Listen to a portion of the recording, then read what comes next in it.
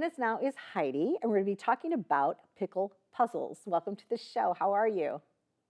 I'm great. Thank you so much for having me, Donna. So, how did this journey begin? I know that it started with books, right? I did start with books. So I am the daughter of a children's book illustrator named Mark Buehner. And when I was very young, he moved our family to Brooklyn, and this was pre-internet. He had to show his portfolio around, and he intended to be just a general purpose illustrator, maybe doing advertisements. But he fell into a book contract, and that catapulted him into a career doing children's books. And so my entire life, I grew up in this home filled with illustrations, children's book art. It was on the walls, it was in our bedrooms, in our bathrooms, everywhere. And it was a little bit of a children's wonderland to be surrounded by all of this beautiful art.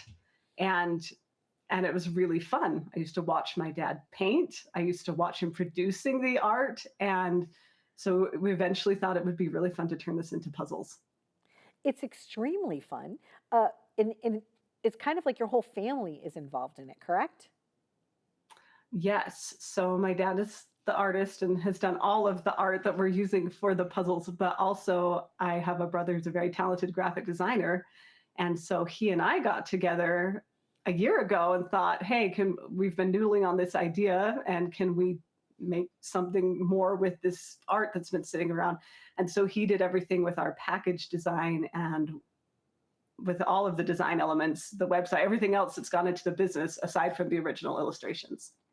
So, now one of your dad's bestsellers is this book that I have with me right here, which is so exciting too, Snowmen at Night. Snowmen at Night. Correct? Okay. So you went through and said, you know what, this piece of artwork would become the best puzzle. And how does one go about that? How do you transfer an illustration into like a workable puzzle art? Yeah, so that's been an interesting process because not every illustration would lend itself well to a jigsaw puzzle. And so we did go through some of the more popular books, and we would think some of them have been cropped, but we thought which ones would be fun to put together and to work on if you're it's cut up into smaller pieces. And so, yes, Snowman at Night, there are a few from that series. It's a series of books that's been really popular, and we used some of the images there and then also have referenced some of the other books and just tried to pick out images that were very vibrant and very fun and things that we thought people would have a lot of fun spending time with as you do when you do a puzzle. Absolutely. You know, a lot of times people still do this after they finish the puzzle, then they decoupage it and then they frame it and they keep it. It actually They is like, do. I've heard a lot of people say that. yeah, a lot of people that I've known, especially, growing up in the Midwest, but even here lately, when people were staying at home a few years ago and they were doing a lot of puzzle art and things like that, they're like, you know what? They're like, it just looks cool. And they take pride in the fact that they put it together by themselves. When you make a Yeah. puzzle, when you put together a puzzle, do you look for the corners first? What's your secret as a puzzle maker to putting them back together? Say that is a great question. And I would actually say I am not a wonderful puzzler. As after launching this business, we have met some people who are incredible and they do competitions and all kinds of things, and they are very, very good at puzzling. But I am definitely a do the edges first girl. I like to Got it. sort my edges and then go by color block from there. I have to admit, I'm also a corner girl to the edges and then fill it all in from the center out. People are really good at it and it's very competitive, but also super fun. So, is there a certain age group that people would enjoy your puzzles, these pickle puzzles, which actually came from the book as well, right? The name of the whole entire pickle puzzle came from the nose.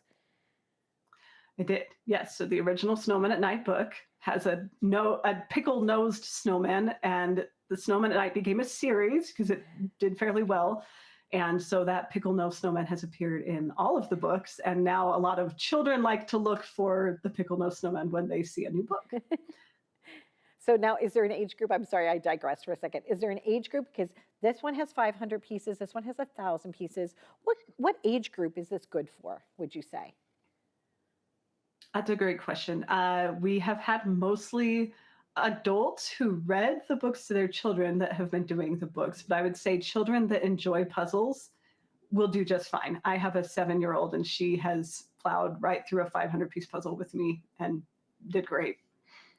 Good. And it's also good for your left brain, right brain connection. Puzzles are very therapeutic, they're educational, they're fun. A lot of times people will be like, oh, I don't know. I don't know if I can start that because it's going to take too long. But sometimes you also gain a lot of confidence. So if you're someone and you're trying to have a family game night or something, it's great to, pull out a puzzle, to make those lasting memories. Like you said, you did it with your daughter. It's always something fun that you could cherish.